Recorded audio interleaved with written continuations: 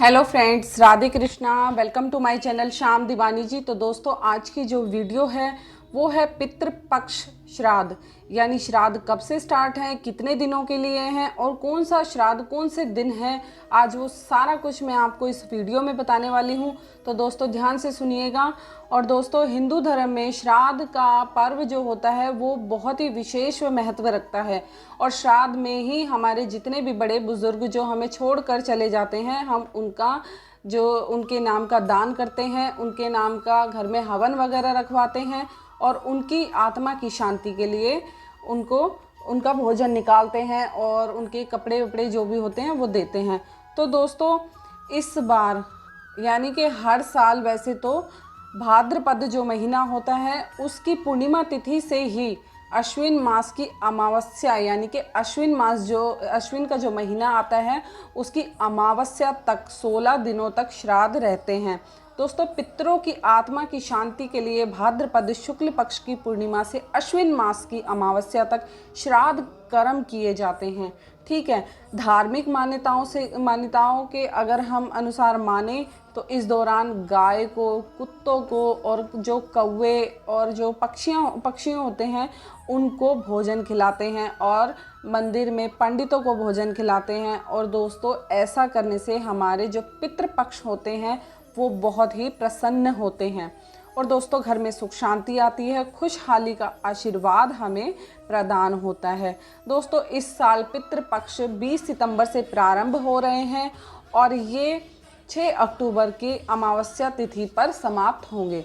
दोस्तों, ब्रह्मा पुराण के अनुसार अगर हम माने तो पितृपक्ष में विधि विधान से तर्पण करने से पूर्वजों को मुक्ति मिलती है और ये भी कहते हैं कि पितृपक्ष में जो भी अर्पण किया जाता है वो पितरों को मिलता है।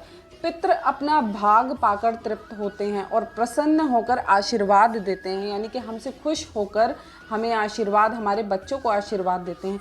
जो लोग श्राद्ध नहीं करते उनके पितरों को मुक्ति कभी भी नहीं मिलती और फिर पितृदोष उनको लगता है और पितृदोष से मुक्ति के लिए पितरों को श्राद्ध या पूजा करना आवश्यक होता है।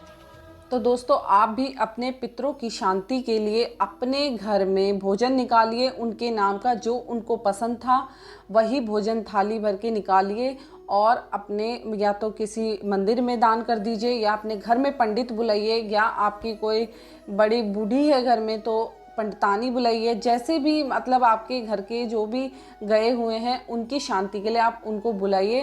मंदिर में सभी को एक दिन पहले नौत देते हैं वैसे तो, जैसे मान लो किसी के घर के मानो ससुर हैं या कोई हैं तो भाई पंडित जी को बोल दिया कि भाई कल हमारे घर खाना खाने, तो उनको दान दक्षिणा दीजिए, उनको कपड़े दीजिए और उनको भोजन कराइए।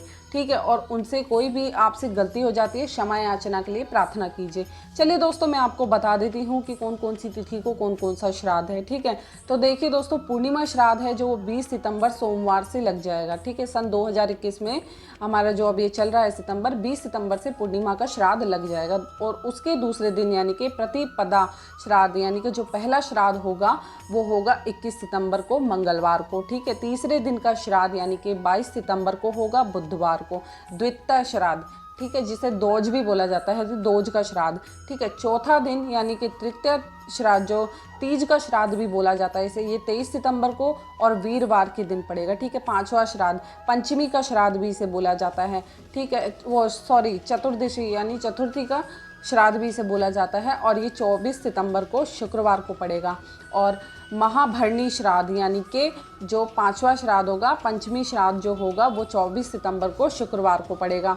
ठीक है, तो यानी कि चतुर्दशी और जो पंचमी है वो एक दिन भी हो रही है और उसके बाद जो छठा श्राद्ध है उस दिन भी पंचमी है, तो ये भी 25 सितंबर को शनिवार को पड़ेगा। तो इस बार 2 पंचमी है, इस चीज़ का ध्यान रखें। ठीक है, आप अपने घर के आसपास मंदिर से कंफर्म कर लीजिए और उसके अकॉर्डिंग आप अपने जो भी पितृपक्ष हैं उनको भोजन कराइएगा। उसके बाद चलते हैं सातवां यानी कि छठा श्राद्ध, यानी पंचमी का श्राद्ध जो मैंने बताया अभी 25 सितंबर शनिवार को होगा और सातवां श्राद्ध यानी षष्ठी श्राद्ध 27 सितंबर को सोमवार को पड़ेगा। आठवां श्राद्ध सप्तमी का यानी साते का जो श्राद्ध होगा वो 28 सितंबर को मंगलवार को पड़ेगा और जो 9वां श्राद्ध है वो नौ मतलब कि 9वें दिन जो श्राद्ध पड़ेगा वो अष्टमी के दिन पड़ेगा, अष्टमी श्राद्ध।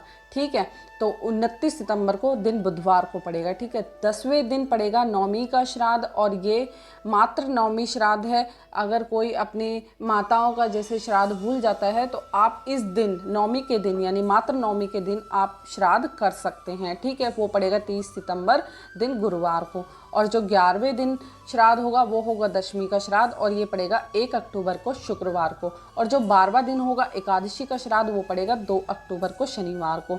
और 13वें दिन पड़ेगा द्वादशी का श्राद्ध यानी कि सन्यासी यानी कि यति वैष्णव जनों का, यानी जो कुंवारे होते हैं ना, जैसे कुंवारे पितर हमारे जब घर के गुजर जाते हैं तो उनका श्राद्ध आप अगर जैसे भूल चुके हो तो 13वां यानी कि द्वादशी के दिन उनका श्राद्ध कर सकते हो। ठीक है, और जो 14वां श्राद्ध है यानी 14वां दिन है और उसके दिन पड़ेगा त्रयोदशी का श्राद्ध, और वो पड़ेगा 4 अक्टूबर रविवार को। और 15वें दिन पड़ेगा चतुर्दशी का श्राद्ध 5 अक्टूबर सोमवार को। ठीक है, 16वें दिन पड़ेगा अमावस्या का श्राद्ध, अज्ञात तिथि पितृ श्राद्ध सर्वप्रथम यानी कि सर्व पितृ अमावस्या समापन 6 अक्टूबर से स्टार्ट होगा। 6 अक्टूबर को मंगलवार को पड़ेगा। ठीक है, तो जो अमावस्या होगी, मेन है कि अमावस्या जो होगी वो पड़ेगी 6 अक्टूबर को मंगलवार को। तो दोस्तों इस दिन आप जैसे किसी भी अपने घर में किसी भी भूले बिसरे का जैसे श्राद्ध भूल जाते हैं तो आप इस दिन उनका श्राद्ध कर सकते हैं।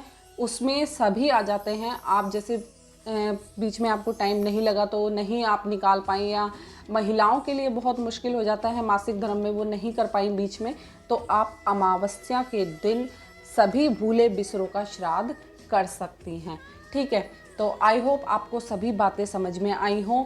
इस दिन ये चीज़ का ध्यान रखें, आप अमावस्या वाले दिन गायों को यानी कि आपके घर के पास गौशाला है तो उनको जो घास वगैरह होती है, जो उनका चारा होता है, वो गोदान जो होता है वो गौ का जो दान करते हैं हम, रोटी वगैरह और उनको जो चारा वगैरह होता है वो करके आ सकते हैं। या गौओं का नाम का जो दान होता है वो भी आप गौशाला में दे करके आ सकते हैं।